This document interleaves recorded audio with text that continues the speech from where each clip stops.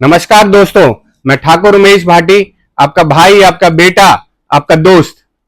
नेपाल में जो हालात पैदा हुए हैं आप सबके सामने है। किस तरीके से वहां पर युवाओं ने राष्ट्रपति भवन को, वहां पर प्रधानमंत्री कार्यालय को, उनके घरों को, और किस तरीके से वहां पर जो मंत्री हैं उनको जो है दौड़ा दौड़ा कर पीटा है।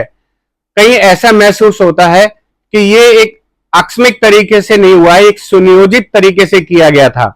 लाखों की भीड़ जिस तरीके से वहां पे इकट्ठे हुई और एक तरफा उन्होंने जो चाल चली, ऐसा लगता है कि कोई प्री प्लान था सब कुछ। युवाओं के अंदर जिस तरीके से आक्रोश भरा गया, युवाओं को जिस तरीके से इकट्ठा किया गया। अगर मैं आज सड़क पे निकलूं तो मैं 4 आदमी को इकट्ठा नहीं कर सकता हूं, लेकिन वहां पे लाखों की भीड़ इकट्ठी होना, तो ये कहीं ना कहीं ऐसा महसूस हो रहा है कि सुनियोजित है और अब भारत के लिए भी एक खतरे की घंटी है। क्यों? आप समझने की कोशिश करिए कि भारत की सीमाएं 7 देशों के साथ जुड़ी हुई हैं, जिसमें एक देश नेपाल था जिसके अंदर ये काम हुआ, एक देश पाकिस्तान जिसके अंदर तख्ता पलट हुआ, एक बांग्लादेश जिसके अंदर तख्ता पलट हुआ। तो ये 3 देश तो ऐसे थे जिनके अंदर तख्ता पलट हुआ, साथ में साथ अफगानिस्तान जिसके अंदर भी तख्ता पलट हुआ, तालिबान वहां पहुंचा। तो ये 4 देश तो ये हो गए 7 में से जो देश हमारे भारत के चारों तरफ हैं, और 2 ऐसे द्वीप जो हमारे समुद्री किनारे से जुड़े हुए हैं, जिसमें एक श्रीलंका है और एक मालदीव। उसमें श्रीलंका में भी आप देखेंगे किस तरीके से तख्ता पलट हुआ। तो पिछले 5 साल का आप रिकॉर्ड देखेंगे तो हर साल किसी ना किसी इन पांचों देशों के अंदर तख्ता पलट हुआ, और ये पांचों देश कहीं ना कहीं भारत की सीमाओं से लगते हुए हैं।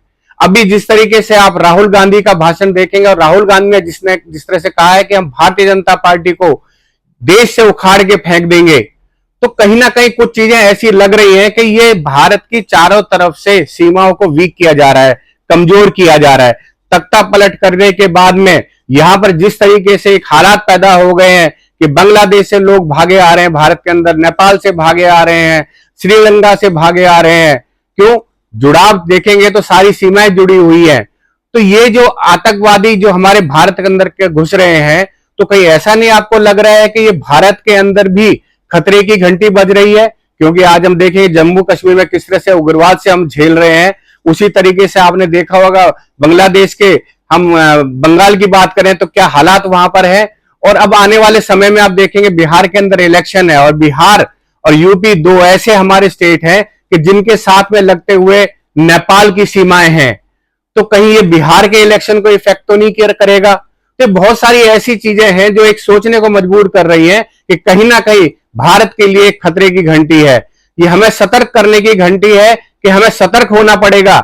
हमें हम भारत के नागरिक हैं, हम सब नागरिकों को इससे सतर्क होना पड़ेगा कि कहीं ऐसा ना हो कि इस तरीके के बवाल हमारे देश में भी पैदा हो, क्योंकि ये करने की कोशिश की जा रही है। अभी आपने देखा होगा किस तरीके से जम्मू कश्मीर में एक हमारे भारत के चिन्ह को किस तरीके से वहां पे ईंटों से तोड़ा गया, जिसके अब की कोई मतलब नहीं है।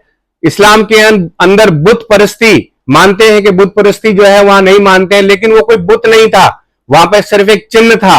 और सबसे बड़ी बात यह है कि वो चिन्ह हमारे पासपोर्ट में भी होता है। और जितने भी हमारे मुस्लिम भाई मक्का मदीना जाते हैं और जब वहां जाते हैं तो अपने साथ वो पासपोर्ट रखते हैं, और उस पासपोर्ट पे हमारा वो चिन्ह होता है।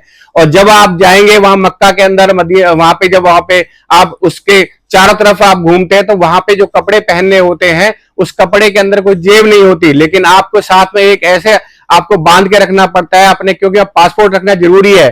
तो आपको समझना पड़ेगा कि जहां हम अपने मक्का में चारों तरफ उसमें हम उसकी परिक्रमा कर रहे हैं तो हम उस चिन्ह को अपने साथ लेकर घूम रहे हैं, लेकिन उसके बावजूद भी वहां पर उस पे बाहर एक पट्ट लगा हुआ था, उस पर जिस तरह से तोड़ने की कोशिश की।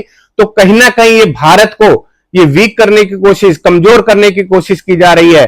तो इस खतरे की घंटी को हमें समझना पड़ेगा। सभी भारतवासी, उसमें चाहे हिंदू हो, चाहे मुस्लिम हो, चाहे सिख हो, चाहे ईसाई हो, जैन हो, सभी जितने धर्म के साथी हमारे भाई जितने रह रहे हैं यहाँ पे, हम सबको सतर्क होना पड़ेगा, क्योंकि अपने भारत को हमें बचाना है। और भारत को हमें बचाना है तो ये जो हमारे ये चारों तरफ जो ये षड्यंत्र रचा जा रहा है कि हमारे चारों तरफ जितने भी देश हैं उनका हमारे चारों तरफ देशों को जिस तरीके से खोखला किया जा रहा है, तो उसके जरिए कहीं हमारे देश को खोखला तो नहीं करने जा रहे हैं। तो सतर्क रहिए, क्योंकि सतर्क रहना बहुत जरूरी है, क्योंकि भारत राष्ट्र रहेगा तो हम भी रहेंगे। बहुत बहुत धन्यवाद।